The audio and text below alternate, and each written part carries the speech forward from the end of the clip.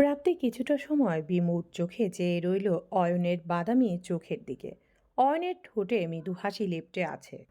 মাথা তুলে আড়মোড়া ভাঙল সে। এলোমেলো চুলগুলো গুছিয়ে প্রাপ্তির ভ্রান্ত চোখের দিকে তাকিয়ে বলল, এখন কি শরীরটা ভালো লাগছে? তুমি ভয় পাইয়ে দিয়েছিলে তেলাপোকা। প্রাপ্তি এখনো নিজেকে ধাতস্থ করতে পারছে না। সে হল থেকে ক্লাসের উদ্দেশ্যে বেরিয়েছিল। করিডোরের পৌঁছলেও এরপর কিছু মনে নেই। প্রাপ্তি খেয়াল করলো তার হাতে ক্যানুলার করা। স্যালাইন চলছে প্রায় শেষের দিকে। অয়ন তার হাতা গোটাতে গোটাতে বলল, আমি দই চিড়িয়ে আনিয়ে রেখেছি, স্যালাইন শেষ হলে খাও। ভাগ্য ভালো ছিল যে ডাক্তার ছিল। ওনাদের কাছে স্যালাইন সেট আছে জানা ছিল না। তোমার জ্বর তো অনেক, 104, প্যারাসিটামল খেতে হবে। আচ্ছা, কি মনে করে বের হলে বলো তো? এত জ্বর, পাগল, এত জ্বরে পাগল বাদে কে বের হয় ভালোবাসা? কয়টা বাজে? শ্লেষ ধরা স্বরে ধীরে বলল প্রাপ্তি। তার মুখভাব এখনো অভ্রান্ত। অয়ন তার হাতের ব্যান্ডেজ দেখে বলল, পাঁচটা। অয়ন তার হাতের ব্যান্ডেড ঘড়ি দেখে বলল, 5টা 17। সময় শোনার সাথে সাথেই তড়াক করে উঠে বসলো প্রাপ্তি। ক্যানুলায় টান খেলো, সাথে সাথে পাইপে রক্ত উঠতে লাগলো। অয়ন ব্যাপারটি লক্ষ্য করতেই গম্ভীর গলায় বলল, এত উতলা হবার কিছুই নেই, শান্ত হও, রক্ত আসছে হাতে। প্রাপ্তি সেদিকে খেয়াল নেই, তাই মাথায় একটা কথায় ঘুরপাক খাচ্ছে। তার পরীক্ষা ছিল আজ, তাও দুটো পরীক্ষা। সে একটাতেও উপস্থিত ছিল না। অ্যাটেন্ড করলে 50%-এর উপরে নাম্বার আসতো। সে কড়া গলায় বলল, আপনি আমাকে ডাকেননি কেন? আমার সিটি ছিল। অয়ন এক নজর তার দিকে তাকালো, শান্ত গলায় বলল, তুমি হুঁশে ছিলে না। আমার এক্সাম ছিল আজকে। সামান্য সিটি, পরে মেকআপ করে নিও। এটা এমন কিছু না। অয়নের দায়সারাভাবে গা জ্বলছে প্রাপ্তির। জ্বর সারছে নাকি রাগে ঘামছে তা জানা নেই। তবে তার সমস্ত দেহ ঘাম দিল। কঠিন গলায় বলল, সামান্য সিটি, আপনার কাছে সামান্য সিটি লাগছে, এটার উপর আমার রেজাল্ট নির্ভর করে। তুমি পাগল নাকি মাথায় ব্রেনের বদলে সুজি ভরা? তোমার শরীরে যে অবস্থা ছিল তাতে তোমাকে হুঁশে ফেরানোর একটা টেনশন ছিল। নিজেকে দেখো, একে তো ফু দিলে উড়ে যাওয়া বডি নিয়ে ঘোরো, তার উপর থেকে 104 জ্বর। তোমার রেস্ট দরকার প্রাপ্তি। আর অবস্থাটা হয়েছে কার জন্য? খুশি আপনি এখন? অয়ন থামল, শান্ত দৃষ্টি, স্থির দৃষ্টিতে তাকালো প্রাপ্তির রাগে লাল হয়ে যাওয়া মুখখানার দিকে। মেয়েটি অত্যন্ত রেগে আছে, তার রাগে ঠোঁট কাঁপছে। জ্বরের জন্য ঘোলাটে হয়ে যাওয়া চোখগুলো দিয়ে অগ্নিবর্ষণ করছে। অয়ন বুঝলো এখানে সে নিজের সংযম হারালে অহেতুক সিন ক্রিয়েট হবে। রঙ্গ তামাশা মেডিকেল সেন্টারে করার মানে নেই। ভার্সিটির মেডিকেল সেন্টারে খুব একটা মানুষের আনাগোনা নেই বটে, তবে একটু পরপর মেডিকেল অফিসার ঘুরে যান। সে শান্ত ভঙ্গিতে একটা পেপার প্লেটে দই আর চিড়া ঢালল। চামচ দিয়ে বলল, খেয়ে মাথা ঠান্ডা করো। আর চিল, 20 মার্কের সিটি না দিলে কিছু হয় না। অনেকে সিটিতে জিরো পেয়েও প্লাস তোলে। স্যারের সাথে কথা বলো, আর মেডিকেল অফিসারের সার্টিফিকেট তো পাচ্ছই। সো স্যার কনসিডার করবে। সবার আগে নিজের শরীর। ভুল আমার। আমার বোঝা উচিত ছিল আপনার মতো শনি থাকলে যে আমার কখনো ভালো কিছু হবে না। Now you are crossing your limit Prapti. আমি তোমাকে সলিউশন দিচ্ছি। নিজে আমার জীবনে একটা পাহাড় সমান ঝামেলা ক্রিয়েট করে আমাকে সলিউশন দেখাচ্ছেন। এবার গলার স্বর যেন একটু বাড়ল প্রাপ্তির। রাগে গজগজ করতে করতে বলল, যখন থেকে আপনি আমার লাইফে এসেছেন আমার জীবনে একটা না একটা ঝামেলা তৈরি করেই যাচ্ছেন। সমস্যা কি আপনার? আপনার কোনো আইডিয়া আছে আপনি আমার কত বড় ক্ষতি করেছেন? আপনার কাছে যা কিছু মূল্যহীন আমার কাছে সেগুলোই কতটা গুরুত্বপূর্ণ আপনি জানেন। আপনার মতো লাট সাহেবের ঘরে আমার জন্ম না। প্রতিটি সময় আমার কতটা যুদ্ধ করতে হয় সেটা একমাত্র আমিই জানি। এখানে আমি বিলাসিতা করতে আসিনি আপনার মতো। প্রতিটা দিন আমাকে চিন্তা করতে হয় হাউ টু পে মাই বিলস। আমার খাওয়ার টাকাটাও আমার বাসা থেকে আসে না। আমার রেজাল্টটা করাটা আমার একমাত্র লক্ষ্য। যেটা আপনার কাছে সামান্য 20 মার্কের সিটি, সেটা আমার কাছে আমার একটা স্টেপ টু অ্যাচিভ মাই গোল। আমি ইচ্ছে করে এমন ল্যাভেন্ডিস থাকি না। আপনার কি ধারণা I can't iron my dress or style my hair? No, I don't want to. আমার কাছে আমার রেজাল্টটাই প্রায়োরিটি। বন্ধুদের সাথে আড্ডা দিলাম, ব্যাকলগ নিয়ে বসে থাকার প্রিভিলেজ আপনার কাছে আমার নেই। আমার বাসায় আমার রিপোর্ট কার্ড ডিসাইড করবে আমার ফিউচার। আপনি কি করে বুঝবেন আমার স্ট্রাগল? কারোর কাছে নিজের অর্থ প্রমাণ করার যন্ত্রণা আপনি কি করে বুঝবেন? আমি বুঝি। আয়ন খুব শান্ত স্বরে কথাটা বলল। সে হাতের প্লেটটা রেখে দিয়ে বেডের পাশে ছোট টেবিলের উপর তার শান্ত গলায় বলল, দুদিনের দুনিয়ায় 3 দিনই যদি মানুষের ভ্যালিডেশন চাইতে নষ্ট করো, তাহলে বাঁচতে শিখবে কবে? কথাটা বলে ঘর থেকে বেরিয়ে চলে গেল সে। প্রাপ্তি সেখানেই বসে রইল। তার চোয়াল শক্ত হয়ে গেল। মাথা ব্যথা বাড়ছে, গায়ের তাপমাত্রা বাড়ছে, আবার জ্বর আসবে হয়তো। প্রাপ্তির ঘর থেকে বের হতে আয়নের সাথে তার বন্ধুদের দেখা হলো। নুহাস এসেছে মেডিকেল অফিসারকে দেখাতে। একটু আগেই সে খেজুরের বিচি খেয়ে ফেলেছে, এখন তার বিচির চিন্তা হচ্ছে। সে বারবার একটা কথায় পলাশ আর শিহাবকে বলছে, খেজুরের বিচি গিলে ফেললে কি পেটে খেজুর গাছ হবে দোস্ত? আমি মাত্র একটা গিলেছি, এখন মনটা হাঁসফাঁস করতেছে। পেটের ভেতরে গাছ, সেই গাছের শেকড় কই না কই দিয়ে বের হবে ভাবলেই তো মন বসে যাচ্ছে। জীবনটা বিনা প্রেম প্রীতির কেটে গেল। সুন্দর থাকতেই তো কেউ প্রেম করতে চায়নি। পেটে খেজুর গাছওয়ালা ছেলেকে কে বিয়ে করবে? তাই তারা তাকে মেডিকেল সেন্টারে নিয়ে এসেছে। মেডিকেল অফিসার তার খেজুরের বিচি কাহিনী শুনে মুখ ভসকালেন, কিঞ্চিত বিরক্তি নিয়ে বললেন, এক কাজ করেন, বাথরুম করেন, বেরিয়ে যাবে, না বের হলে অপেক্ষা করবেন, আর গাছ হয়ে গেলে? মেডিকেল অফিসার একটা দীর্ঘ নিঃশ্বাস ফেলে বললেন, তাহলে অপেক্ষা করবেন ফল ধরার। ব্যাটাকে মারতে পারলে শান্তি লাগতো নুহাসের, কিন্তু সে মারতে পারেনি। হতাশ হয়ে বেরিয়েছে 3 বন্ধু। ঠিক তখনই তারা অয়নকে দেখতে পেল। অয়নের শক্ত চোয়াল দেখতেই তারা তার কাছে গেল। নুহাস পেছনে রুমে উকি দিল। অয়ন সে সকাল থেকে মেডিকেল সেন্টারে এখন অবধি খায়নি। বন্ধুরা তাকে অনেকবার ফোন করেছে, কিন্তু সে আসেনি। নুহাস তাচ্ছিল্য ভরে বলল, কি দোস্ত, ফ্রি হয়েছিস অবশেষে?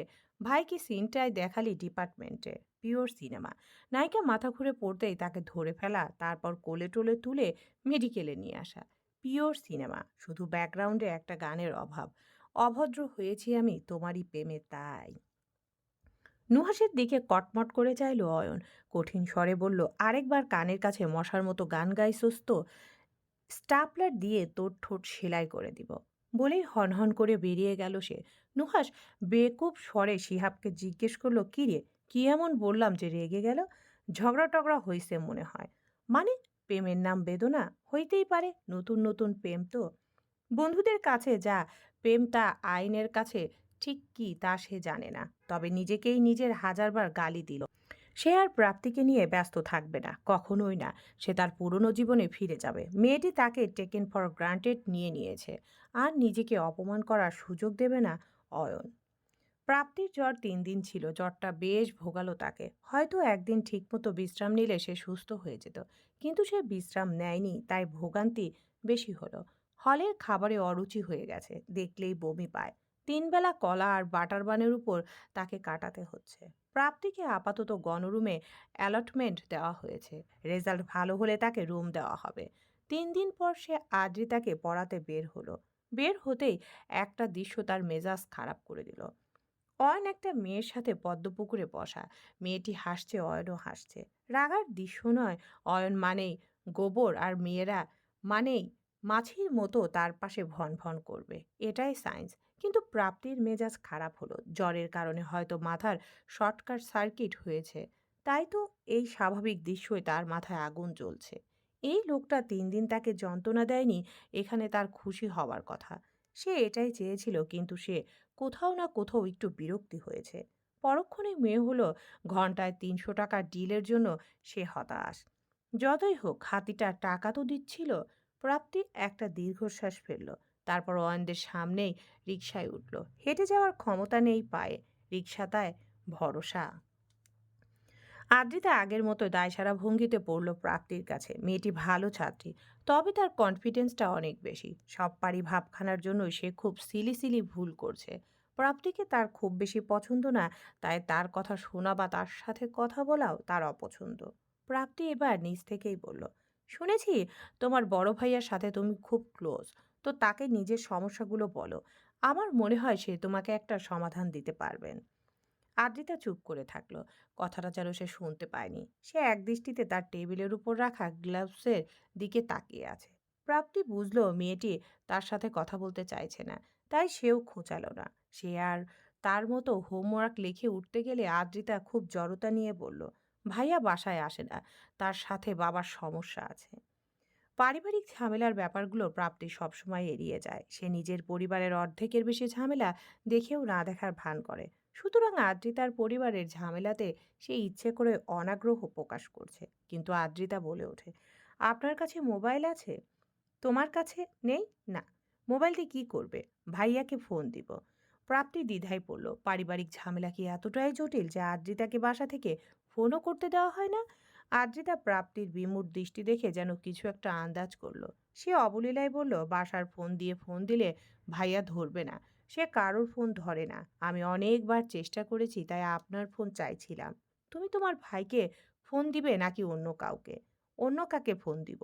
প্রেমিক হতে পারে। আদ্রিতা সুচলো নয়নে তাকালো। তার তাকানোটা পরিচিত, কিন্তু প্রাপ্তি মনে করতে পারছে না কার সাথে মিল রয়েছে। প্রাপ্তি তার মোবাইলটা এগিয়ে দিয়ে বলল, আমার সামনে কথা বলতে হবে ঠিক আছে, কিন্তু প্রাইভেসি লিক করা যাবে না। বলে সে ফোনের ডায়াল প্যাডে একটা নাম্বার চাপলো। ডায়াল করতে একটা নাম ভাসলো ডায়াল করতে একটা নাম ভাসলো নাটকেস। আদ্রিতা অবাক নয়নে তাকালো প্রাপ্তির দিকে। বিস্মিত স্বরে শুধালো, আমার ভাইয়াকে আপনি চেনেন? হ্যাঁ। প্রাপ্তির অবিশ্বাস্য দৃষ্টি। আদ্রিতা ফোনের স্ক্রিনে দেখিয়ে বলল, এই যে নাম্বার সেভ করা। অপর পাশ থেকে ফোনটা রিসিভ হলো। বলো ভালোবাসা।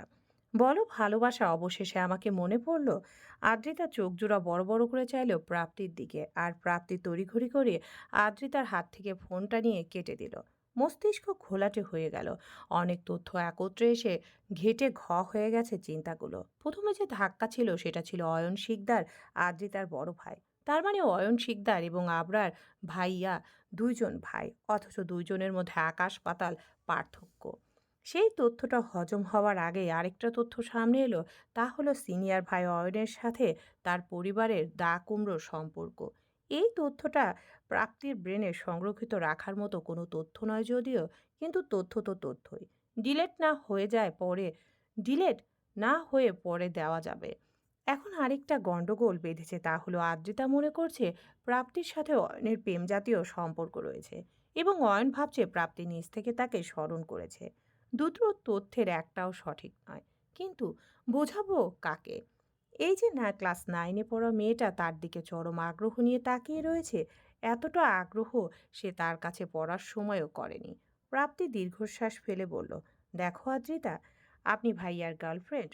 প্রাপ্তির সাথে সাথে বলল, না মোটেই না। আদ্রিতা হাসি হাসি মুখে তাকিয়ে আছে। তার বিশ্বাস হয়নি নিশ্চয়ই। এখনকার ছেলে মেয়েগুলো অনেক বেশি পাকা। তারা শুনলে কক্সবাজার যেয়ে ফিশ বারবিকিউ খাওয়া শুরু করবে, কিন্তু কতে যে অন্য কিছু হতে পারে সেটা কখনো ভাববে না। প্রাপ্তি সূচক শব্দ করে বলল, ইটস কমপ্লিকেটেড। আদ্রিতা আবার ঠোঁট চেপে হাসছে। প্রাপ্তি কড়া স্বরে বলল, হাসবে না। আমি হাসছি না। আমার মুখটাই হাসি হাসি, ঠোঁটটা বড় তো, দেখুন। প্রাপ্তি হাল ছেড়ে দিল। অয়ন শিকদারের বোন নিশ্চয়ই তার মতোই হবে। প্রাপ্তি চোখ বুজে কথা সাজালো। তারপর খুব শান্ত স্বরে বলল, তোমার ভাইয়ার সাথে আমার কোনো সম্পর্ক নেই। বুঝেছি। কি বুঝেছ? এই যে ভাইয়া আপনাকে পছন্দ করে কিন্তু সুবিধা করতে পারছে না, কচু বুঝেছ। প্রাপ্তি হতাশা নিয়ে বলল। আদ্রিতা হাত পা টান দিয়ে বসলো। নতুন ম্যাডামকে এখন ততটাও বোরিং লাগছে না তার। প্রাপ্তির ফোন বাজছে। নাটকা কেস নামটা ভাসছে। প্রাপ্তি বিরক্ত নিয়ে ফোনটা কেটে দিল। আদ্রিতা মুচকি হাসছে। সে খুব মজা পাচ্ছে। প্রাপ্তি এবার কড়া স্বরে বলল, আমার আর তোমার ভাইয়ার সম্পর্ক যাই হোক না কেন সেটা আমাদের প্রাইভেট ব্যাপার। কারোর প্রাইভেসিতে হস্তক্ষেপ করা ঠিক নয়। আমি জানি। ডোন্ট ওয়ারি, আমি কাউকে কিছুই বলবো না। Actually I am happy about it. আসলে আমার ভাইয়া একটু ইন্ট্রোভার্ট মানুষ। প্রাপ্তি চোখ বড় বড় করে চাইল। অবাক স্বরে শুধালো, ইন্ট্রোভার্ট কে? অয়ন ভাইয়া? আদ্রিতা হাসলো। হাসিটার মধ্যে কেমন যেন মলিনতা ছিল। বিষণ্ণতা উকি দিচ্ছে তার চোখে। কলম দিয়ে খাতার উপর আঁকিবুকি করতে করতে বলল, আমরা 3 ভাই বোনই একটু আলাদা। আমাদের প্রত্যেকের মধ্যে কিছু সিক্রেট আছে যা আমরা খুব সংগোপনে রেখেছি। যেহেতু আপনি দূরের কেউ নয়, আপনাকে বলতে সমস্যা নেই। আসলে আমাদের ফ্যামিলিটা ততটা পারফেক্ট না যতটা দেখতে মনে হয়। মা বাবারা সম্পর্ক, বাবা আমাদের সম্পর্ক, মা আমাদের সম্পর্ক, মা আমাদের 3 ভাই বোনের সম্পর্ক, সব কেমন যেন খুব ক্লোজ আমরা নই। আমাদের মধ্যে কখনো যেভাবে কথা হয় না। আমাদের সমস্যা হলে আমরা বাহিরের মানুষের উপর বেশি নির্ভর করি। আমাদের মধ্যে যেন একটা দেয়াল, বিশাল দেয়াল। বিশেষ করে যখন থেকে আয়ন ভাইয়া বাসা ছেড়ে দিয়েছে, অয়ন ভাইয়া ফার্স্ট্রেটেড হয়েই ঘর ছেড়েছে। সে কারোর সাথে যোগাযোগ করে না, কথা বলে না, বাসায় আসেও না। আদিত্য একটু থেমে বলল, দোষ বাবার। আমার বাবা খুব ডিফারেন্ট, একা প্রজাতি। হোমো স্যাপিয়েন্স কম অ্যালিয়েন টাইপ বেশি মনে হয়। তাকে খুশি করাটা টাফ। খুব ইজি গোয়িং পারসন সে না। একটু বুমার আর প্রচণ্ড জেদি। তার কাছে সাকসেস মানে ভালো result, high salary job. Ayan ভাই অনেক আলাদা। তার চিন্তাধারা খুব আলাদা। সে বাবার ওই বোরিং ওয়েতে চলতে পছন্দ করে না। রেলেভ সে সব সময় বিদ্রোহ করেছে। ভাইয়ার অ্যাকচুয়ালি ফটোগ্রাফি করার খুব শখ ছিল। সে খুব ভালো ছিল। কিন্তু বাবা সব সময় তাকে টন্ট করত। তার ভাষ্য এসবে শুধু টাকা, সময় নষ্ট হয়। সো ভাইয়া একদিন রাগে তার ক্যামেরা ভেঙে ফেলে। ভাইয়া ইন্টারে ছিল। সব কিছু পড়াশোনা করে সে বোর্ডে ভালো নাম্বার পেয়েছে। সব 90-র উপর নাম্বার। বাংলা ছাড়া সে ইঞ্জিনিয়ারিং ভার্সিটিতে চান্সও পেয়েছে। কিন্তু তাতেও যেন বাবার মন গলেনি। সে সবসময় আবরার ভাইয়ার উদাহরণ টানে। আবরার ভাইয়া আর অয়ন ভাইয়া তো সেম না। প্রতিটা মানুষ তো আলাদা বলুন। সো ভাইয়া খুব ফার্স্ট্রেটেড হয়ে ঘর ছেড়ে দিয়েছে। বাবার সাথেও কথা বলে না, মা ফোন করলেও ধরে না। অয়ন ভাইয়া সবসময় যা দেখায় সেটা অয়ন ভাইয়া না। তার ভেতরে রোলার কোস্টার চললেও সে কাউকে বলে না। তুমি এগুলো আমাকে কেন বলছো? খুব শান্ত স্বরে প্রাপ্তি শোধালো। এতক্ষণ সে এক মনে আদ্রিতার কথাগুলো শুনছিল, কোনো প্রশ্ন করেনি, মাঝে বাদ সাধেনি, শুধু শুনেছে। আদ্রিতা মৃদু হেসে বলল, যেন আপনি আমার ভাইয়াকে একসেপ্ট করেন। বিশ্বাস করুন, অয়ন ভাইয়া অনেক ভালো মানুষ। প্রাপ্তি কিছু বলল না। তার কাছে বলার কিছুই নেই আসলে। কোথাও না কোথাও অয়নের সেদিনের বলা আমি বুঝি কথাটা বারবার মাথায় ঘুরপাক খাচ্ছে। প্রতিটা মানুষের যুদ্ধ সত্যি আলাদা। যাকে লাট সাহেবের ছেলে ভেবেছে সেও তার বাবার কাছে নিজের যোগ্যতা প্রমাণের যুদ্ধে ব্যর্থ সৈনিক। প্রাপ্তি বিড়বিড় করে বলল, তোমার কোনো মেসেজ থাকলে বলতে পারো। আমি তোমার ভাইয়াকে বলবো। সত্যি? আদ্রিতার মুখ উজ্জ্বল হয়ে গেল। সে গদগদ স্বরে বলল, তাহলে তাকে বলবেন আমার পরশুদিন জন্মদিন, সে যেন বাসায় আসে। প্রাপ্তি হেসে বলল, তোমার সেই পরীক্ষায় ফেল করা কি বাবার বিরুদ্ধে আন্দোলন? আদ্রিতা বিপরীতে হাসলো, গালে হাত দিয়ে বলল, অমনি কিছু। লাভ হয়েছে কিছু? আদ্রিকা দুদিকে মাথা নাড়ালো, হতাশ স্বরে বলল, বললাম না আমার বাবা ভীষণ ভিন্ন প্রজাতির। অয়ন সম্পর্কে প্রাপ্তির চিন্তাধারাগুলো এখন খুব মিশ্র। কোথাও না কোথাও তার সাথে নিজের একটা মিল খুঁজে পেল যেন সে। সেও প্রতিনিয়ত বাবার কাছ থেকে স্বীকৃতি পাওয়ার জন্য লড়ছে। প্রাপ্তির জীবনের লক্ষ্য ভালো রেজাল্ট করে ভালো চাকরি পাওয়া নয়। তার বাবার লক্ষ্য তার বাবার গর্ব হওয়া। তার বাবার কাঁধে হাত রেখে বলবে, এটা আমার মেয়ে, এটা আমার মেয়ে। আমার মেয়ে জানেন কোথায় পড়ে, কোথায় চাকরি করে। ছেলে না হবার যে আক্ষেপ তার বাবার ছিল, সেই আক্ষেপটি যেন ঘুচে যায়। বুক ফুলিয়ে বলে, আমার মেয়েই আমার সব। এই ছোট্ট একটা স্বপ্নের জন্য সে রাত দিন এক করে ফেলেছে। নিশ্চয়ই এমন কোনো স্বপ্ন অয়নেরও আছে। সেও তার স্বপ্নকে বিসর্জন দিয়ে বাবার চোখে যোগ্য ছেলে হতে চেয়েছিল। সেও তার স্বপ্নকে বিসর্জন দিয়ে বাবার চোখে যোগ্য ছেলে হতে চেয়েছিল। নিজের সর্বোচ্চ দেওয়ার পরও তার ছিল সম্মুখীন হওয়ার অনুভূতিটা সে জানে। অয়নের মতো মানুষের সাথে তার জীবন মিলে যাবে, এটা সত্যিই ভাবতে পারেনি প্রাপ্তি। কি অদ্ভুত তাই না? দুটো ভিন্ন মেরুর মানুষের জীবনের আফসোসগুলোর মধ্যেও মিল থাকতে পারে। ভার্সিটির বাস থেকে নেমে সে একবার চোখ বুলালো সময়ের দিকে। কি ভেবে ফোন দিল অয়নকে। দুটো কলের পর রিসিভ হলো। আশেপাশে খুব শোরগোল। এর মধ্যেও অয়নের স্বর, হুম। কোথায় আপনি? ক্যাফেতে। দোতলায় আসুন। অয়নের কণ্ঠে তীব্র বিস্ময়। দোতলায়? ব্যাকলন এক্সাম দেওয়ার ইচ্ছে নেই নাকি? অয়ন মৃদু হেসে বলল, বিকালে ফোন করেছিলে এটা বলার জন্য। তা হঠাৎ হৃদয় পরিবর্তন? উহু, হৃদয় পরিবর্তন না, এটাকে বলে টাকার অভাব। আমি তো ভেবেছিলাম আমার মুখও দেখবে না। দেখব না, কিন্তু ওই টাকার মুখ দেখতে হবে। কথায় আছে না, it's better to cry in a Rolls Royce than be happy on a bicycle. Ayan নিঃশব্দে হাসলো, গাঢ় স্বরে বলল, ইস কি ভাগ্য আমার। শেষমেশ কিনা ম্যাটেরিয়ালিটিক্স ভালোবাসা জুটল। প্রাপ্তি ফোন কেটে দিল। না, এই লোক কখনোই ভালো হতে পারে না। নিহাতি অনর্থক দায় বর্ষণ দয়া বর্ষণ করে ফেলেছে সে। এখন দুর্বার বাংলায় কপাল চাপড়ানো ছাড়া সত্যিই কোনো উপায় নেই। ভার্সিটির মধ্যে একটা নতুন রটনা আকাশে বাতাসে উঠতে লাগলো। মুখরোচক রটনা। শিরোনাম, অয়ন প্রাপ্তির প্রেম। ভার্সিটির মধ্যে একটা নতুন রটনা। কেউ তাদের দেখেছে ক্যান্টিনের শেষ টেবিলে, কেউ দেখেছে মুক্তমঞ্চে, কেউ দেখেছে সেন্ট্রাল ফিল্ডের পাশে হাঁটতে। প্রত্যেকের মুখে নতুন নতুন একটা করে ঘটনা। আবার কেউ কেউ তো সেই ঘটনার মোড় টেনে নিয়ে যায় রগরগে কোনো কল্পনায়। যেমন সকালের কথা, পরীক্ষার রুটিন বের হয়েছে, সামনের মঙ্গলবার থেকে শুরু হবে পিএল, অথচ রুটিন নিয়ে কারোর মাথা ব্যথা নেই। তারা জমছে আড্ডা। একটি মেয়ে বলেছিল, আমি গত গত সন্ধ্যায় কি দেখেছি জানিস? কি? অয়ন ভাইয়ার প্রাপ্তি, মানে আমার ক্লাসের প্রাপ্তি, SWC বিল্ডিংয়ের দোতলায় বসেছিল। ওখানে কেউ ছিল না, শুধু তারাই ছিল, হাতে হাত ধরে বসেছিল। অয়ন ভাইয়ের চোখে মনে হয় ছানি পড়েছে, নয়তো প্রাপ্তির সাথে। ওদের তো রিডিংয়ের পাশেও বসে থাকতে দেখা যায়। কি করে আল্লাহ জানে। বেশিরভাগ সময় আমি তাদের দেখি ক্লাসের পর। আমার এখনো বিশ্বাস হচ্ছে না অয়ন ভাই এই মেয়ের প্রেমে কি করে পড়লো। মেয়ের কি অভাব? আমাদের ভার্সিটিতে সুন্দরী সিঙ্গেল কত মেয়ে আছে। আমিও আছি।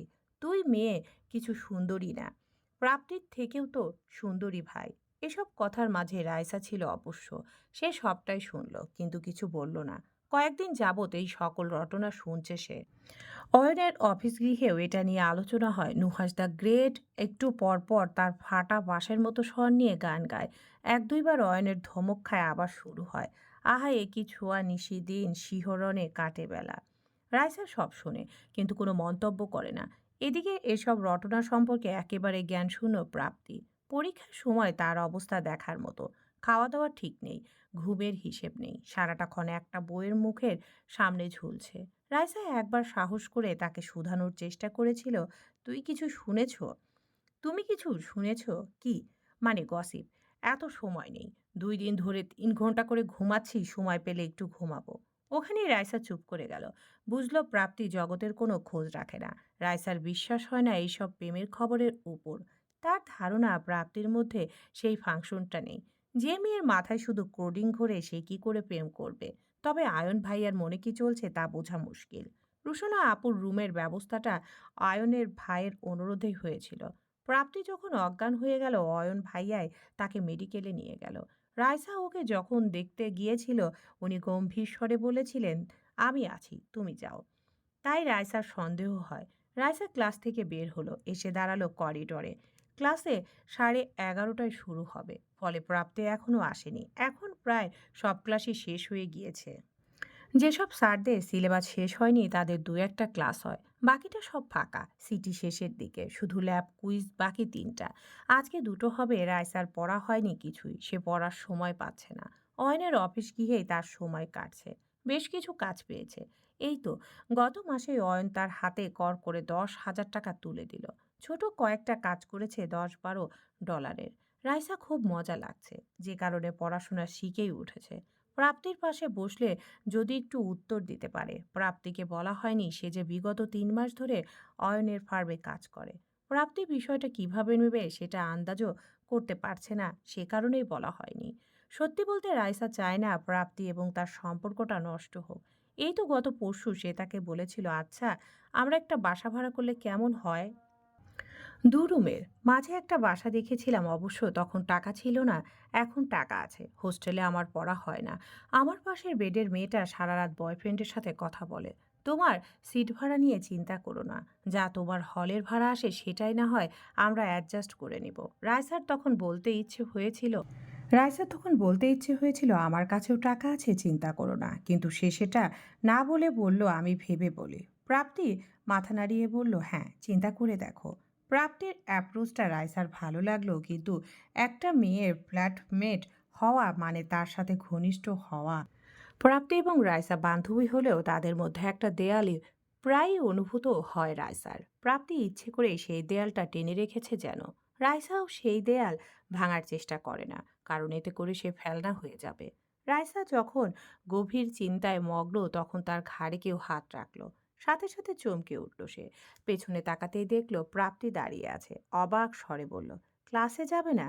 তুমি কোথায় ছিলে? হোস্টেলে ছিলাম। তোমার ফোন দিয়েছিলাম, তুমি তো ধরলে না। ও হাত দেখিয়ে বলল, ফোন ব্যাগে। কি নিয়ে এত টেনশন করছো? কুইজ? হ্যাঁ হ্যাঁ, আসলে তুমি তো জানো আমার সিটি নাম্বার ভালো আসছে না। আচ্ছা, চলো, আমি তোমাকে পড়িয়ে দিচ্ছি, বাট ওয়ান কন্ডিশন। কি? কাউকে আমার নোট দেওয়া যাবে না। আমি জানি সেটা একটু রুড আর selfishness, you can call me child, but আমার পছন্দ না আমার নোট সার্কুলার হওয়া। অ্যাজ তুমি আমার ফ্রেন্ড, তোমাকে আমি হেল্প করতেই পারি। রাইসা বোকা স্বরে শুধালো, কেউ জিজ্ঞেস করলে মিথ্যে বলবে, সিম্পল। কিন্তু সবাই তো ভাববে আমি তোমার ফ্রেন্ড। অনেকে তো চায়ও, তখন কি বলবো? তখন কি বলো? এই যে আমার কাছে নেই। প্রাপ্তি হেসে বলল, সেটাই বলবে, ব্যাস। রাইসা তাচ্ছিল্য ভরে বলল, ওরা কি তোমার নাম্বার নিয়ে যাবে? না, ওরা পরিশ্রম নিয়ে যাবে।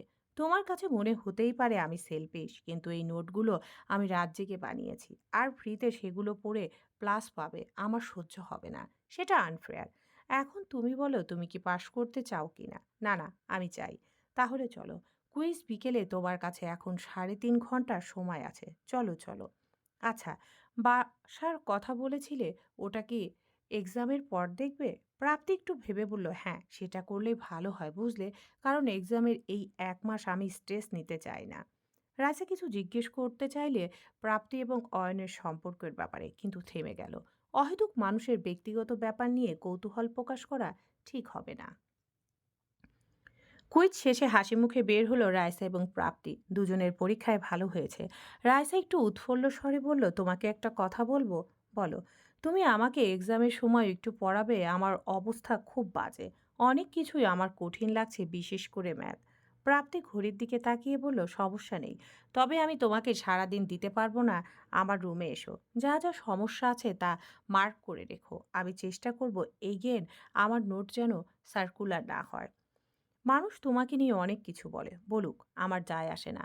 মানুষ তো বলবেই, তাদের খেয়ে কাজের অভাব, তাই বলে। কাজ থাকলে সময় পেত না। আচ্ছা থাকো, আমি যাই। কোথায় যাচ্ছ? একজনকে পড়াতে। পড়াই। অয়ন ভাইকে? ফুসকে বলে ফেলল রায়সা, সাথে সাথে মুখ চেপে ধরল নিজের। প্রাপ্তি দীর্ঘশ্বাস ফেলে বলল, হ্যাঁ, তোমাদের অয়ন ভাই। তার মানে তোমাদের মধ্যে সব শর্ট আউট হয়ে গেছে? শর্ট আউট মানে? মানে মারামারি কাটাকাটি বন্ধ? না, পরীক্ষা পর্যন্ত স্থগিত। বলেই হাসলো প্রাপ্তি।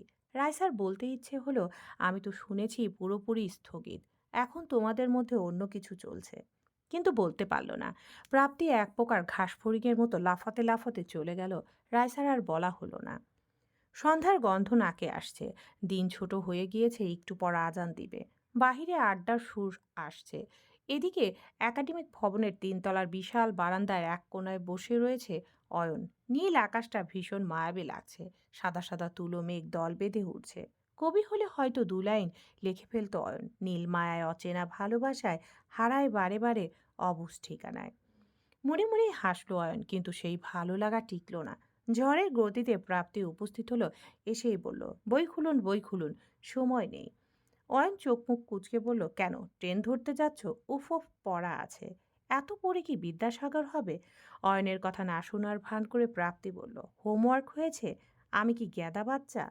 প্রাপ্তি চোখ তুলে তাকিয়ে বলল, না, তার থেকেও অধম কিছু। শুনুন, আমি নিজের সময় নষ্ট করে আপনাকে পড়াচ্ছি। I need A+। আমার শ্বশুরের লাগে তো। বাকে ব্যাক লগে সি পাইলেই আমি খুশি। আমি খুশি না। আপনার পেছনে আমি নিজের থেকে বেশি সময় দিচ্ছি। ওফ, একেবারে প্রেমিকার মতো বলছো যে ভালোবাসা। আমার ভেতরে যদি একটা প্রেমিক পুরুষ থাকতো, আমি তো গলেই যেতাম। সাথে সাথে অয়নের মাথায় কলম দিয়ে মারল প্রাপ্তি। চোখ পাকিয়ে বলল, কনসেন্ট্রেট করছি তো। আমার দিকে না, খাতার দিকে। অয়ন গাঢ় স্বরে বলল, শুধু তুমি বলেই এই মাঠটা অ্যালাউ করলাম। প্রাপ্তি চোখ ছোট করে বলল, আপনি ক্লান্ত হন না তাই না? হই না তো। তুমি যে সামনে বসে আছো। প্রাপ্তি হার মেনে নিল। সে ক্যালকুলাসের বই খুলে বসলো। সন্ধ্যা তখন হয়ে এসেছে, আজানের ধ্বনি শোনা যাচ্ছে। প্রাপ্তি বইটা বন্ধ করলো, সময়ের দিকে তাকিয়ে বলল, আজ এই পর্যন্তই। এত কম কেন? আমার একটা টিউশন আছে, মেয়েটার অবস্থা আপনার থেকেও খারাপ। তাই বলে এই সন্ধ্যায় যাবে? হ্যাঁ। একা? হ্যাঁ। আপনি যাবেন নাকি আমাকে পৌঁছে দিতে? তুমি বললে যেতে পারি অবশ্য। অয়ন খুবই গম্ভীর স্বরে বলল। প্রাপ্তির সময় লাগলো তার কথাটা বুঝতে। সে নিশ্চিত হতে শুধালো, আপনি সত্যি আমার সাথে যাবেন? গেলাম। পর মুহূর্তে প্রাপ্তি কিছু ভেবে বলল, বেশ চলুন। প্রাপ্তি রাজি হয়ে যাবে ভাবতে পারেনি অয়ন। চমকালো, বিস্মিত হলো। পর মুহূর্তে হেসে উঠল। গালে হাত ঠেকিয়ে বলল, বুঝো কিন্তু কেউ দেখলে ভাববে আমরা প্রেম করছি।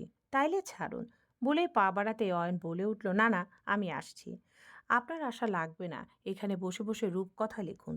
আজাইরা। অয়ন তার পিছু নিল। সিঁড়ি থেকে নামতে নামতেও তারা তর্ক করছিল। ঠিক সেই মুহূর্তে মোতালেব সাহেবের মুখোমুখি হলো দুজন। মোতালেব সাহেবের তাদের দিকে তাকিয়ে রইলেন। অয়ন এবং প্রাপ্তির কথা থেমে গেল। এখন কি হবে? অয়ন প্রাপ্তির পিছু নিল। করিডোরে হালকা হলদেটে আলোয় মোতালেব সাহেবের পৌরনো মুখখানা স্পষ্ট দেখা যাচ্ছে। তিনি নামাজ পড়ার উদ্দেশ্যে বের হয়েছেন।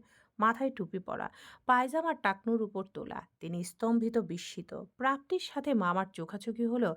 বহুদিন বাদে দেখছে সে বাবাকে। মাঝে মেডিকেল সেন্টারে যাবার ঘটনা আলোড়ন তুললেন। তিনি তার সাথে দেখা করতে এসেছিলেন। খুব কড়া স্বরে আদেশ করেছিলেন, বাসায় চলো। এজন্য তোমাকে হোস্টেলে থাকার অনুমতি দিতে চাচ্ছিলাম না। কিন্তু তোমার জেদ, তোমার মা আমাকে ভরসা করে তোমাকে এখানে পাঠিয়েছে। আমি মুনিরাকে মুখ দেখাবো কি করে? সে আমাকে যখন জিজ্ঞেস করবে আমার মেয়ের কেন যত্ন নেননি ভাইজান, আমি কি উত্তর দেব? প্রাপ্তি চুপ করে মোতালেবের রাগ সহ্য করলো। সেখানে তার বলার অনেক কিছুই ছিল, কিন্তু মামাকে সে খুব সম্মান করে, ভালোবাসে। তাই মামির করা ভুলগুলোর কথা বলতে পারলো না। বরং মাথা নত করে বলল, মামু, দোষটা আমার। আমি অবহেলা করছি। তবে আমি হোস্টেলেই থাকতে চাই। এখানে আমার ভালো লাগছে। মোতালেব সাহেব রাগী মানুষ। তার কথার অনর্থ হলে তিনি অত্যন্ত রেগে যান, চেঁচামেচি করেন। কিন্তু প্রাপ্তিকে কিছু বলতে পারলেন না। মেয়েটির শুকনো বিবর্ণ মুখখানা তাকে কিছু বলতে দিল না। রাগ গিলে চলে আসলেন। প্রাপ্তি বুঝেছিল মামা খুব কষ্ট পেয়েছেন। মাঝে মাঝে নিজের ভালোর জন্য প্রিয় মানুষদের কষ্ট দিতে বাধ্য হতে হয়। মামা তাকে অসভ্য, বেয়াদব উপাধি দিতেই পারেন, কিন্তু সম্পর্কে তিক্ততা আসার থেকে দূরত্ব আসা ভালো। মামা হয়তো একটা সময় ঠিক বুঝবেন প্রাপ্তি ভুল ছিল না। মোতালেব সাহেব এখনো তাকিয়ে রয়েছেন অপলক দৃষ্টিতে। অয়নের মনে হলো সে মামা ভাগ্নের মধ্যে বার্গারের প্যাটি হয়ে গিয়েছে। সে নড়তেও পারছে না, সরতেও পারছে না। এমন চিপায় কখনো পড়েনি সে। মোতালেবের সাথে গম্ভীর স্বরে প্রাপ্তিকে বললেন, তোমার সাথে কথা আছে। আমার রুমে বসো। মামা, আমি নামাজ পড়ে আসছি। প্রাপ্তি মামার কথার অবাধ্য হতে পারবে না। অয়ন হালকা ঘাড় নুইয়ে বলল, আমি বাইরে অপেক্ষা করছি, তুমি কথা শেষ করে এসো। বলেই মোতালেব সাহেবকে সালাম দিয়ে সে আস্তে করে সরে পড়ল। প্রাপ্তিকে বাধ্য হয়ে অপেক্ষা করতে হলো মোতালেব সাহেবের রুমে। নামাজ শেষে মোতালেব সাহেব এলেন রুমে। নিজের গদি চেয়ারে বসলেন। মেঘমন্দ স্বরে শুধালেন, কিছু খাবে? প্রাপ্তি 20 মিনিট এখানেই বসে রইল। ফাঁকতালে নামাজ পড়া হয়ে গেল। সে মাথা নাড়িয়ে বলল, না মামা। অয়ন ছেলেটার সাথে কি করছিলে তুমি? মোতালেব সাহেবের কথা ঘুরিয়ে বলার মানুষ নন। তিনি সরাসরি প্রশ্ন করতেই পছন্দ করেন। তাই বিনা ভনিতায় ধুম করে প্রশ্নটা করলেন। প্রাপ্তি নির্ভীক স্বরে বলল, উনি আমার কাছে কিছু কোর্সের জন্য হেল্প চেয়েছিলেন। ওনার ব্যাকলগ আছে। আমি সেগুলোতে ওনাকে হেল্প করছি। হেল্প? হ্যাঁ মামু। আসলে সাখাওয়াত স্যার আমাকে রিকোয়েস্ট করেছিলেন। মোতালেব সাহেবের মুখখানা বিকৃত হলো। তিনি প্রসন্ন হলেন না, বরং চোখ মুখ ঠোঁট বাঁকিয়ে বললেন, আদিক্ষেতা। একটু পর বড় নিঃশ্বাস ছেড়ে বললেন, তুমি রাজি হলে? আমার কাছে তো সময় ছিল। সময় থাকলেই হাতেমতাই হতে হবে। তুমি প্রাপ্তি মজুমদার, হাজী মোহাম্মদ মহসিন নও। আর কি লাভ একটা লোফারকে পড়িয়ে? আর আমার তো মনে হয় না এসবের কিছু লাভ হবে। ওই ছেলেটা একটা স্কাউন্ড্রেল। ওকে পড়ানো মানে উলোপনে মুক্ত ছড়ানো। ওর জন্য আমার কত বড় ক্ষতি হয়েছে তুমি ভুলে গেছো? আর তুমি এখানে এসেছো পড়াশোনা করতে। ফালতু মেয়েদের মতো হাসি ঠাট্টা করা তোমাকে মানায় না। তুমি আমার ভাগ্নি। সামনে পরীক্ষা। পিএল শুরু হবে। তুমি কিনা ওই লোফারের সাথে খিখি করছো? আর নিজের পড়া, সেটা কি হবে শুনি? নাকি ভার্সিটিতে হাওয়া লেগেছে? এই জন্যই আমার বাসা ছেড়ে হোস্টেলে থাকছো? না মামা। কি না মামা? আমি কি ভুল দেখেছি? সন্ধ্যার সময় তুমি তিনতলার বারান্দায় কি করছিলে? আমিও ছাত্র চড়িয়ে খাই প্রাপ্তি। আমাকে ভূগোল বুঝিও না। ওই ছেলেটা তোমার কানে কিছু ফিসফিস করেছে, আমি শুনেছি। আমার দুটো চোখ বটে, কিন্তু আমার দৃষ্টি কিন্তু অনেক ধারালো। নিজের মেয়ের মতো ভালোবাসি তোমাকে। তাই বলছি, ওই ছেলের সাথে জড়ালে তোমার লাইফ থাকবে না। এখন বাকিটা তোমার সিদ্ধান্ত। প্রাপ্তি চুপ করে মামার কথাগুলো শুনল। তারপর খুব ধীর স্বরে বলল, মামা, আপনি ভুল ভাবছেন। আমি শুধুমাত্র তাকে পড়াচ্ছি। আমাদের মধ্যে আর কোনো সম্পর্ক নেই মামা। আপনি আমাকে বিশ্বাস করতে পারেন। আমি আমার ভালোটা বুঝি। আর অয়ন ভাইয়া এতটাও খারাপ নন। শেষ কথাটা বলে নিজেই থেমে গেল প্রাপ্তি। বলার প্রয়োজন ছিল না, অহেতুক একটা মন্তব্য করল সে। এদিকে মোতালেব সাহেব যেন পাথর দৃষ্টিতে তাকিয়ে রইলেন। বজ্র কণ্ঠ স্বরে বললেন, তুমি আমাকে ওই লোফারের কে নতুন চেনাচ্ছ? আমার থেকে ভালো চেনো ওই বেয়াদবটাকে তুমি? তাহলে তো বলতে হয় খুব ঘনিষ্ঠ তোমরা।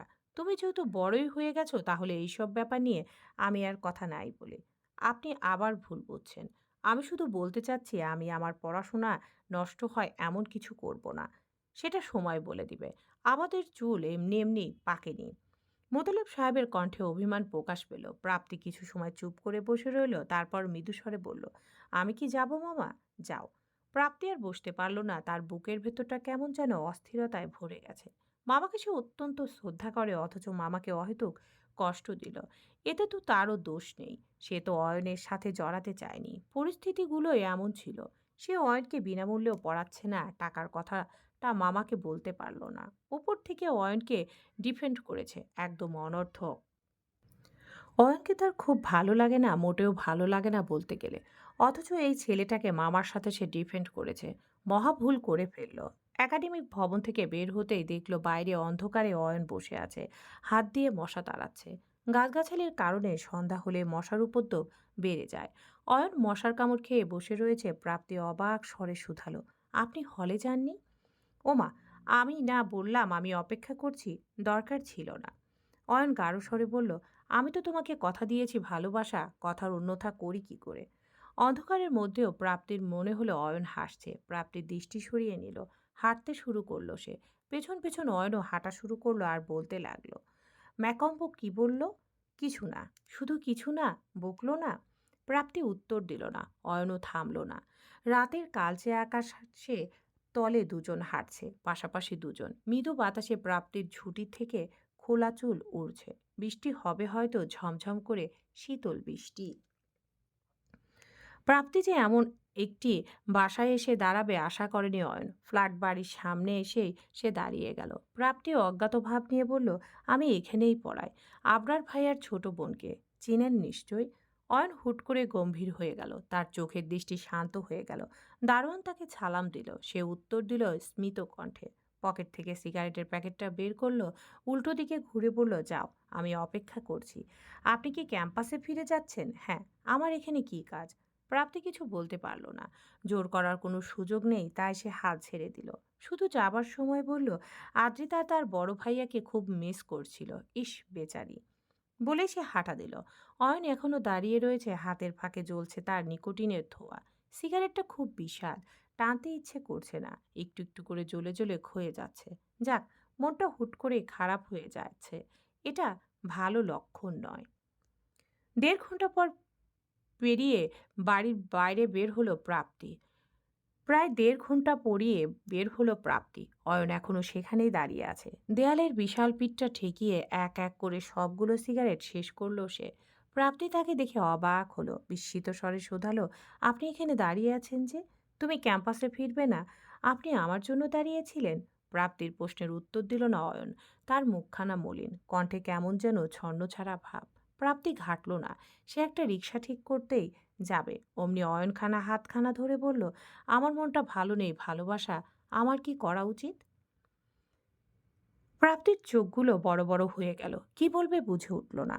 অয়নের কাতর স্বীয়মান চোখগুলো কোথাও না কোথাও নিজের অন্তর কাঁপল।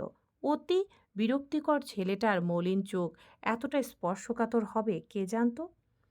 রূপসা ব্রিজের উপর দাঁড়িয়ে আছে প্রাপ্তি এবং অয়ন। আকাশে মেঘ জমেছে। এখনই বুক্ষুত্থ দানবের মতো হামলে পড়বে ধরণীতে। মৃদু বাতাস বইছে, দূরে হলুদ আলো ভাসতে দেখা যাচ্ছে।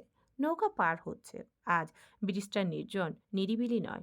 একটু পরপর শো শো শব্দে গাড়ি যাচ্ছে। মানুষের ভিড়ও রয়েছে। হলুদ আলোর নিচে দাঁড়িয়ে আছে অয়ন, তার দৃষ্টি কালো শান্ত নদীটার দিকে। প্রাপ্তি নিশ্চুপ দাঁড়িয়ে আছে তার পাশে। নিস্তব্ধতা অয়নই ভাঙল। কেমন ভাঙা স্বরে শুধালো, তুমি কবে থেকে পড়াচ্ছ আদ্রিতাকে? ২ মাস হবে। আবার নীরবতা। আশেপাশে কোলাহলের শব্দগুলো কানে আসছে তীব্রভাবে। ছোট একটি মেয়ে ফুল বিক্রি করার চেষ্টা করছে, এর মধ্যে অয়ন বলল, আদ্রিতা খুব ভালো মেয়ে। আমি জানি না ও তোমাকে কি বলেছে, আসলে মেয়েটি আমাকে খুব ভালোবাসে। আমিও যে তাকে ভালোবাসি তা নয়। আবরারের সাথেও আবার সম্পর্কটা খুব খারাপ নয়। আসলে সত্যি বলতে ওই বাড়ির কারোর সাথে আমার সম্পর্ক মন্দ নয়। কিন্তু তাও ওই বাড়িটা আমার ভালো লাগে না। কোথাও যেন মনে হয় আমি আসলে এই বাড়ির কেউ না। আমি যখন প্রথম এই বাসায় এসেছিলাম মায়ের হাত ধরে, তখন মা আরিফুল শিকদারের সামনে দাঁড়িয়ে বলেছিল, এটা তোমার বাবা। আমি কিছুতেই ব্যাপারটা মানতে পারিনি জানো। মাত্র কিছুদিনের মধ্যে মানুষের বাবা বদলে যায় নাকি? আমি তখনও আমার বাবা হিসাবে ইফতেখার চৌধুরীকেই চিনতাম, জানো। আমার সব সার্টিফিকেট, জন্ম নিবন্ধন সবকিছু থেকেই মা বাবাকে সরিয়ে দিল। আরিফুল শিকদার আমাকে পছন্দ করেন না। ওনারও ঠিক দোষ নেই। আমি তো আর ওনার ঔরস জাত নই। মানুষ নিজের ঔরসের কথাই ভুলে যায়। উনি তো আমাকে ৩ বেলা খাইয়েছেন, পরিচয় দিয়েছেন। আমি চেষ্টা করেছি, অনেক চেষ্টা করেছি ওনার ছেলে হওয়ার। সত্যি বলতে আমি হয়তো চাইলেও কখনো ওনার ছেলে হতে পারবো না, যা আবরার পেরেছে। আমার এখনো মনে আছে, জানো, আমি তখন ক্লাস 8-এ পড়ি। নতুন নতুন পিউবার্টি, নতুন বন্ধুত্ব, নতুন একটা জগৎ। সিগারেট নেশার সাথে প্রথম পরিচিত হয়েছিল। একদিন আমার ব্যাগ থেকে সিগারেটের খালি বাক্স পাওয়া গিয়েছিল। আরিফুল শিকদারের মুখে স্পষ্ট বিতৃষ্ণা দেখেছিলাম। মা খুব বকেছিলেন। কিছুদিন পর একটা ছেলের সাথে আমার মারপিট হয়। আরিফুল শিকদারকে স্কুল থেকে ডাকানো হয়। তিনি একবারও আমাকে জিজ্ঞেস করেনি আমার দোষটা কি, আমি কেন ছেলেটিকে মেরেছিলাম। তিনি শুধু একটা কথাই বলেছিলেন, you turned out to be such a disappointment. মাকে বলেছিলেন যেন আদ্রিতা আর আবরার আমার থেকে দূরে থাকে, নয়তো ওরাও নষ্ট হয়ে যাবে। মা আমাকে ক্ষুব্ধ হয়ে বললেন আমি নাকি বাবার মতো অমানুষ হচ্ছি। বাবা যেমন তার জীবনটা নষ্ট করেছে, আমিও নাকি তেমন। তার জীবনের সবচেয়ে বড় ভুল। আজ আমি না থাকলে তার জীবনটা সুন্দর হতো। আমার মনে হলো সত্যিই হয়তো তাই। আমি না থাকলে মায়ের জীবনটা অনেক সুন্দর হতো। আমি ভাবলাম আমি ভালো হয়ে যাব। তাহলে হয়তো আরিফুল শিকদার আমাকে মেনে নিবেন। মা তখন আর এই সংসারে আমার জন্য ছোট হবে না। তখন মা আমাকে আগের মতো ভালোবাসবেন। আমার মধ্যে আর বাবাকে দেখবেন না। আমার মতো আপন বলতে মাই আছে বলো। আমি চেষ্টা কম করি নি, জানো, কিন্তু আমার চেষ্টা বোধহয় ওনার চোখে পড়ল না। একটা সময় ক্লান্ত হয়ে গেলাম। এই বাসার দেয়ালেও আমার কাছে অপরিচিত। নিঃশ্বাস নিতেও কষ্ট হতো, জানো তো। মায়ের ভালোবাসা আমার নসিবে বোধহয় ছিলই না। আমি হাল ছেড়ে দিলাম। কতক্ষণ অন্যর কাছে নিজেকে প্রমাণ করার জন্য পরীক্ষা দেওয়া যায় বলো তো। অয়ন থেমে গেল। তার কথা বলতে ইচ্ছে হচ্ছে না। প্রাপ্তিও চুপ করে দাঁড়িয়ে আছে। সে অনুভব করলো তার অয়নের জন্য মায়া লাগছে। এতকাল প্রাপ্তি ভাবতো অন্যের জন্য সহানুভূতি অনুভব করার বিষয়টা তার মধ্যে নেই। সে কারোর জন্য দুঃখ পেতে পারে না। তার দুঃখ অনুভূত হয় না। হলেও সে গুরুত্ব দেয় না এই সব বিষয়কে। কারণ দুঃখ, মায়া এগুলো দুর্বলতা। দুর্বলতা থাকলে সেই মানুষ আগাতে পারে না। তার মেরুদণ্ড হয় বলহীন। কি অদ্ভুত সেই প্রাপ্তির অয়নের জন্য মায়া লাগছে। এই অনুভূতির কারণ হিসেবে অয়নকে যুক্তি দাঁড় করানোই যায়। প্রথম যুক্তি হবে সে অনেক দিন ধরে অনেক মানুষের মধ্যে রয়েছে। এতকাল নিজের ছোট ঘরে থাকতে থাকতে তার অনুভূতিগুলো ইস্পাতের মতো কঠিন হয়ে গিয়েছিল। এখন অনেক মানুষের সাথে থাকতে থাকতে তার মনের দেয়ালটা ভাঙছে। আবার আরেকটি যুক্তিও দাঁড় করানো যায়। কোথাও না কোথাও সে এবং অয়ন একই মুদ্রার এপিঠ ওপিঠ। দুঃখ খুব সংক্রামক। অন্যের দুঃখে অকারণেই নিজেকে জড়িয়ে ফেলাটা মানুষের চিরচারিত নিয়ম। প্রাপ্তি নিজেকে রোবট মানবী করতে চাইলেও সে হয়তো ব্যর্থ। সে আসলে আর ৫ জন মানুষের মতোই সাধারণ। কোথাও না কোথাও তার অনুভূতিগুলো সাধারণ। তাই তো বাবার চোখে নিজের জন্য গর্ববোধ দেখার এক অদ্ভুত ইচ্ছে তাকে এখনো তাড়িয়ে বেড়ায়। সে জানে এমনটা হয়তো কখনো হবে না, তবুও ইচ্ছে করে। প্রাপ্তি যখন নিজের অশান্ত মনকে যুক্তির প্যাচে শান্ত করতে চাইল, তখন হুট করে অয়ন খুব শান্ত স্বরে বলে উঠল, আমার গল্পগুলো কাউকে বলিও না, নিজেকেও না। প্রাপ্তি উত্তরে শুধালো, তাহলে আমাকে বলছেন কেন? অয়ন একটু চুপ করে থেকে ম্লান হেসে শুধালো, জানি না। অয়ন তখন কালো নদীটার দিকে তাকিয়ে আছে। প্রাপ্তি তার হাতখানা বাড়িয়ে ছুলো তার রুক্ষ গাল। অয়ন চমকালো, থমকালো। তার চোখের কোণায় কখন নোনা জল জমেছে সে জানে না। প্রাপ্তি খুব আলতো হাতে তা মুছে দিয়ে বলল, আমি সান্ত্বনা দিতে পারি না। দিতে পারলে হয়তো ভালো হতো। অয়ন স্তব্ধ চোখে তাকিয়ে রইল প্রাপ্তির দিকে। অজান্তেই হেসে উঠল। ঠোঁট প্রসারিত হলো। শুভ্র মুখখানায় মলিনতা হারিয়ে গেল। ম্লান অয়ন থেকে হাস্যোজ্জ্বল অয়ন ফিরে এলো যেন।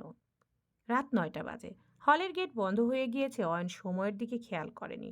প্রাপ্তিও তাগিদা দেয়নি। দেওয়া উচিত ছিল। একটা দীর্ঘশ্বাস ফেলল সে। অয়নের চোখে মুখে গ্লানি ফুটে উঠল। কোথাও না কোথাও দোষটা তার। প্রাপ্তির উপরও রাগ হলো। ক্ষিপ্ত স্বরে শুধালো, তুমি বললে না কেন? কি, এই যে ৯টা বেজেছে? খেয়াল করিনি। খুব দায়সারাভাবে বলল প্রাপ্তি। প্রাপ্তির নির্লিপ্ততা অবাক করল অয়নকে। সামনে পরীক্ষা। প্রাপ্তি খেয়াল করেনি এমনটা হতেই পারেনি। অয়ন চিন্তিত স্বরে শুধালো, এখন কি করবে? আমি কি জানি? আপনি বলুন আমার কি করা উচিত? ফাজলামো করছো? কেন করতে পারি না? প্রাপ্তি হাসলো যেন একটু। অয়ন প্রাপ্তির এমন রূপ দেখে আরো অবাক হলো। ভুরু কুচকে এক বিন্দুতে চলে এলো। বুকে দু হাত বেঁধে বলল, তুমি এত নিশ্চিত তো কি করে? কারণ আমি জানি আপনি আমার একটা ব্যবস্থা করে দিবেন। অয়ন তৃতীয়বারের মতো অবাক হলো। প্রাপ্তি ফোন দেখিয়ে বলল, আজ রাতটা কি এই ব্রিজের উপর কাটাবেন? আমার সমস্যা নেই, শুধু পুলিশ যেন না ধরে। নিজের বাসার সামনে দাঁড়িয়ে আছে অয়ন। আবরার দ্রুত পায়ে নেমে এলো। সে হাঁপাচ্ছে। অয়ন কখনো তাকে ফোন দেয় না। আজ নিজ থেকে ফোন করেছে, সে হতবাক হয়েছে। সে নামতেই অয়ন স্বাভাবিক স্বরে বলল, প্রাপ্তিকে থাকার ব্যবস্থা করে দিতে হবে, ও ক্যাম্পাসে যেতে পারেনি। আবরার হতভম্বের মতো চেয়ে রইল কিছু সময়। সে একবার প্রাপ্তির দিকে চাইলো, একবার অয়নের দিকে। নিশ্চিত হতেই শুধালো, প্রাপ্তিকে? হ্যাঁ। পড়তে পড়তে কি কানে তালা লেগেছে? বাসায় কি বলবো? তুমি সিয়ার মাথা খাটাও। আর তুমি? আমার কথা তোমাদের চিন্তা করতে হবে না। মামুনি অসুস্থ ভাই। আবরারের কথায় আয়নের পা আটকে গেল। পেছনে ফিরে চাইলো একবার আবরারের দিকে। তারপর বলল, তোরা আছিস তো? বলেই হাঁটা দিল সে। প্রাপ্তি অয়নের যাওয়ার দিকে তাকিয়ে রইল। আবরার প্রাপ্তিকে শুধালো, তোমার আর ভাইয়ের সম্পর্কটা খুব ভালো, তাই না? কথাটা কেমন যেন শোনালো। আবরারের মুখখানা যেন আষাঢ়ের আকাশের মতো দেখালো। প্রাপ্তি হুট করে উত্তর দিতে পারল না। আজকাল সবই কেন তাদের এভাবে জিজ্ঞেস করে। আর তার অয়নের সম্পর্ক যেমন ছিল তেমনও তো আছে। তেমনই থাকবে, তাই না? আদ্রিতা এবং মিলানিনী খুব অবাক হলো প্রাপ্তিকে দেখে। আবরার একটা বাহানা দিল, ওনার একটা সমস্যা হয়ে গেছে, তাই ক্যাম্পাসে যেতে পারেনি। মিলানিনী আদ্রিতাকে বলল, এক কাজ করো, তোমার ঘরে নিয়ে যাও ম্যাডামকে। আদ্রিতা প্রাপ্তিকে এখন খুব পছন্দ করে, ফলে এক প্রকার হাত ধরেই নিয়ে গেল। প্রাপ্তি আদ্রিতার ঘরে যেতেই মৃণালিনী আবরারকে শুধালো, কি হয়েছে আবরার? আবরার মলিন স্বরে বলল, না মামুনি, কিছু না। আবরার নিজের ঘরে চলে গেল। ঘরের দরজাটা আটকে দিল সে। নিজের চেয়ারে বসে গা এলিয়ে দিল। মনটা অস্থির হয়ে আছে। শুধু অস্থির নয়, প্রচণ্ড এলোমেলো লাগছে। আবরার পড়াশোনা নিয়ে খুবই সিরিয়াস ছেলে। পড়াশোনা ব্যতীত কিছু নিয়ে চিন্তা করতে চায় না সে। বাপের তার উপর যে আকাঙ্ক্ষা, যে ভরসা, সেটা সে নষ্ট করবে না। বিসিএ শেষ করে সে ডেনমার্কে স্কলারশিপের জন্য ট্রাই করবে। এটাই তার লক্ষ্য। তারপর বাপের ফার্মের পুরো দায়িত্ব সে নেবে। এইসব কিছুর মধ্যে কোথায় যেন হুট করে প্রাপ্তি চলে আসলো সে জানে না। অজান্তেই প্রাপ্তির প্রতি একটা ভালো লাগা কাজ করতে শুরু করেছিল তার। সে ভেবেছিল একবারে ভার্সিটি ছাড়ার আগে প্রাপ্তিকে কথাগুলো বলবে। প্রাপ্তি এমন মেয়ে, তার জীবনেও পড়াশোনা ছাড়া অন্য কিছু আসবে না। তাই তো প্রাপ্তিকে নিজের কাছে রাখার উদ্দেশ্যে আদ্রিতার পড়ানোর ভার তাকে দিয়েছিল। কিন্তু সব পরিকল্পনা যেন পণ্ড হয়ে গেল। ক্যাম্পাসের এইসব রটনার প্রতি তার বিশ্বাস ছিল না। তবে এখন মনে হচ্ছে কোথাও না কোথাও যেন বিষয়টা সত্য। আবরারের মনে হলো তার নিঃশ্বাস নিতে কষ্ট হচ্ছে। সে সত্যি সত্যি প্রাপ্তির প্রতি দুর্বল হয়ে গিয়েছে। সকাল 7টার দিকে প্রাপ্তি বেরিয়ে গেল ক্যাম্পাসের উদ্দেশ্যে। মিলানিকে অসংখ্যবার ধন্যবাদ দিল সে। আবরারও তার সাথে বের হলো। প্রাপ্তি তাকে জিজ্ঞেস করলো, আপনার সকালে ক্লাস আছে ভাইয়া? হ্যাঁ। কথাটা মিথ্যে ছিল। সে শুধু প্রাপ্তির সাথে কিছুটা সময় অতিবাহিত করতেই ক্যাম্পাসে যাচ্ছে। তার ক্লাস 10টায়। একই সাথে সিএনজিতে উঠল তারা। প্রাপ্তি মোবাইলের পিডিএফ খুলে পড়ছিল। তখন আবরার শুধালো, প্রাপ্তি, একটা কথা জিজ্ঞেস করি? প্রাপ্তি মোবাইল থেকে চোখ তুলে চাইল, বলল, জি। না কিছু না। বলেই থেমে গেল আবরার। প্রাপ্তি কিছু সময় তার দিকে তাকিয়ে রইল। আবার মাথা চুলকাতে চুলকাতে বলল, তোমার কোনো সাবজেক্টে হেল্প লাগলে আমাকে বলো। থ্যাংক ইউ ভাইয়া। ওয়েলকাম। আর all the best for exam. I wish তুমি ফার্স্টই হও। চেষ্টায় আছি। আবরারের বলার অনেক কিছু ছিল বটে, কিন্তু বলা হলো না। ক্যাম্পাসে আসতেই প্রাপ্তি একটা রিকশায় উঠে পড়ল। আবরার কিছুক্ষণ দাঁড়িয়ে রইল, তারপর হাঁটা দিল অয়নের অফিস গৃহের দিকে। অয়নের অফিস গৃহে এখন শুধু রাইসা আছে। সে আগামী এক সপ্তাহের কাজ আজই জমা দিতে চায়। তাই সকাল সকাল চলে এসেছে। পলাশ, নুহার, শিহাব কেউ নেই। অয়নও আসেনি। ঠিক তখন কড়া নাড়ল আবরার। রাইসাকে দেখে সে ভ্যাবাচাকা খেল। রাইসা একটু থতমত খেল। আমতা আমতা করে বলল, কিছু বলবেন ভাইয়া? আমি যদি এখানে একটু বসি সমস্যা হবে? আবরারের ধীর কণ্ঠের অনুরোধের বিপরীতে তাকে বারণ করার মতো সাহস হলো না রায়সার। অজানা কারণেই মুখখানা কেমন লাল হয়ে গেল তার, কিন্তু কোথাও একটা খচখচানি ঠিকই আছে। ঘরে কেবল সে এবং আবরার।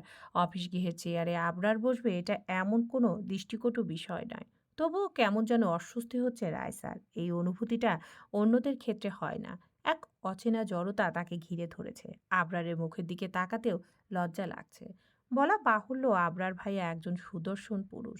সকাল সকাল শ্যাম দেহে একখানা সাদা শার্ট জড়িয়ে হাতাগুলো কুনোই অবধি গুটিয়ে ফিট বাবুটি সেজে হাজির হয়েছেন তিনি। হাতের শিরাগুলো দেখা যাচ্ছে এত দূরত্বেও। রাইসা মাথা ঝাঁকালো। সে লোগো বানানোর কাজে মনস্থির করার চেষ্টা করলো, তবুও বেহায়াচক মনিটরের ওপাশে বসে থাকা পুরুষটিকে আর চোখে লুকিয়ে চুরিয়ে দেখছে।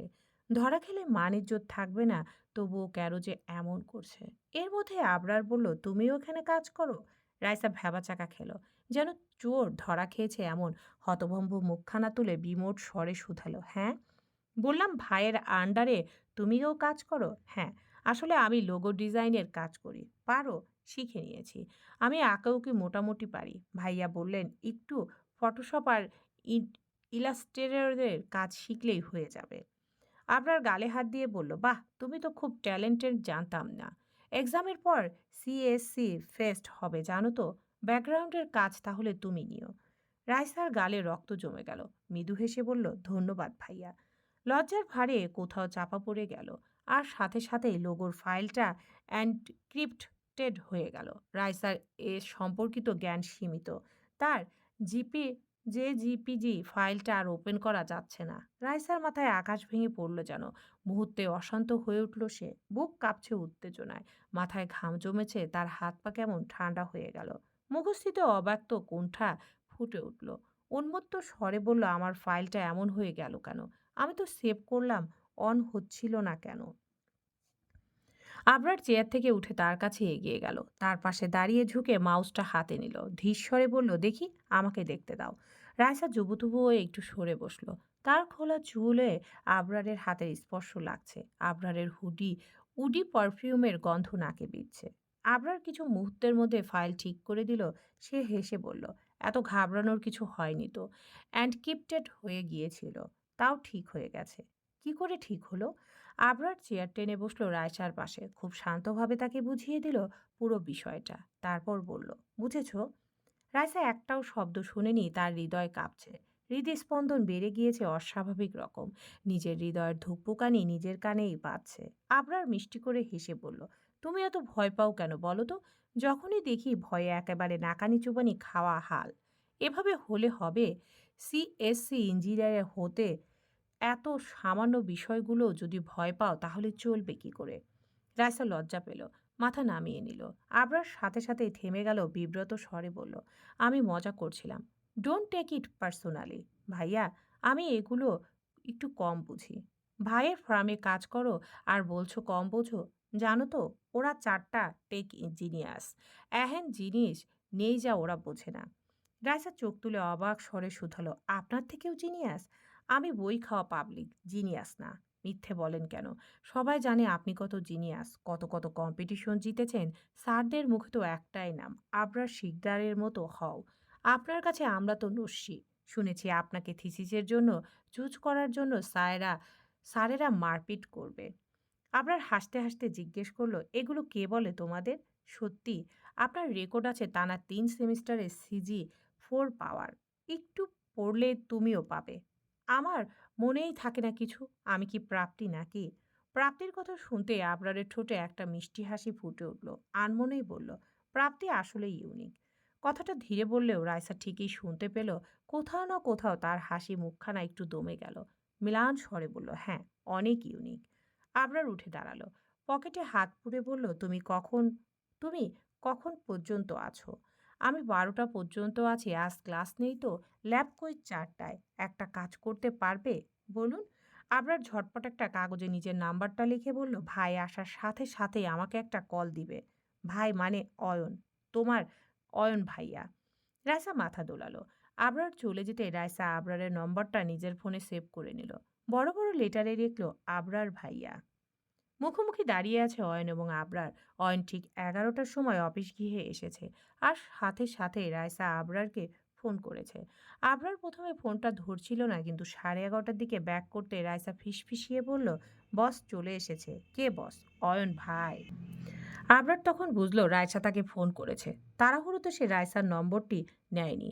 আবরার মনে মনে হাসলো বেকুব মেয়েটার কাজে। সাথে সাথে অয়নের অফিস গিয়ে চলে এলো সে। আবরারকে দেখে অয়ন একটু অপ্রস্তুত হলো। আবরার নরম স্বরে বলল, এখন কি তোমার একটু সময় পাওয়া যাবে ভাই? বাধ্য হয়ে ছাদে এসে দাঁড়ালো দুজন। অয়ন ক্লাসে খুব একটা আসে না। 60% অ্যাটেন্ডেন্স হলেই তার টিকিও খুঁজে পাওয়া যায় না। সে কোথায় থাকে সেটার কোনো ঠিক ঠিকানা নেই। হলে খোঁজ নিলেও তার দেখা মেলা ভার। আর বন্ধুরা হয়েছে এক একজন শিয়ানা। আবরারকে দেখলে এমন একখানা ভাব ধরে যেন তারা অয়নকে ইহজীবনেও দেখেনি। গতকাল অয়ন যে বাসায় গিয়েছিল ব্যাপারটা মিলানি জানতে পেরেছে দারোয়ানের মাধ্যমে। এরপর থেকেই তার পেশার ফল করেছে। মামুনিকে নিয়ে বড্ড চিন্তা হয় আবরারের। মামুনি চাপা স্বভাবের নারী। তিনি বাহির থেকে যেমন, ভেতর থেকে তেমন নন। আবরার তখন নয় কি 10 বছরের, যখন মিলানিনীর সাথে তার পরিচয় হয়। বাপি তাকে বলেছিল আজ থেকে উনি আমাদের সাথেই থাকবে আবরার। ওনার নাম মিলানিনী। তুমি তাকে মামনি বলে ডাকবে। তোমার বয়সে তোমার একটি ভাইও আসবে। সে তোমার থেকে একটু বড়। তাকে তুমি ভাই বলবে। আবরার মাথা নেড়ে হ্যাঁ বলেছিল। মিলানিনীর ব্যাপারে সে প্রথমে সন্দেহপ্রবণ ছিল। তার ভয় করত, কারণ মিলানিনীর মুখখানা কঠিন্যে ঘেরা।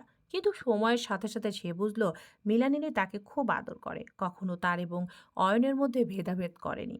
ফলে আবরারও মিলানিনীকে অসম্ভব শ্রদ্ধা এবং ভালোবাসে। অয়ন যখন থেকে ঘর ছেড়েছে মিলানিনীর শরীর তখন থেকে ভেঙে পড়েছে। অয়নের অভিমানে যৌক্তিকতা থাকলেও মিলানিনীর শরীরের অবস্থার সে অদেখা করতে পারছে না। অয়ন নির্লিপ্ত দৃষ্টিতে চেয়ে রয়েছে রেলিংয়ের উপর বসে থাকা চড়ুই পাখিটির পানে। আবরার তার থেকে একটু দূরে দাঁড়ানো, কিঞ্চিত অস্থির স্বরেই শুধালো, তুমি কি বাসায় একেবারে যাবে না বলে ঠিক করেছো? বারবার এক কথা বলতে ভালো লাগে না আবরার। আচ্ছা, মামুনি কি দোষ করেছে ভাই? বাপিকে তোমার ভালো লাগে না আমি বুঝতে পারছি।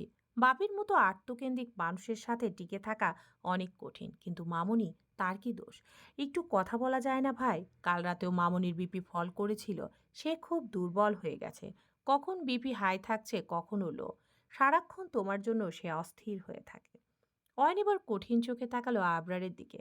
তাচ্ছিল্য ভরে বলল, তোমার মামুনিকে তো আমি মাথার দিব্যি দেইনি আমার চিন্তা করতে। সে কেন আমার চিন্তা করছে বলো তো? কি লাভ এসব করে? বরং তার তো হ্যাপি হওয়া উচিত। আমি তার লাইফে নেই মানে তার জীবনের প্রবলেমও নেই, তাই না? মামুনি তোমাকে অনেক ভালোবাসে ভাই। Try to understand. এবার কৌতুক করে হাসল যেন অয়ন। হাসিখানা মলিন হয়ে গেল একটু বাদেই। অভিমান ছলকালো কণ্ঠে। এত কষ্ট তোমার মামুনিকে করতে হবে না।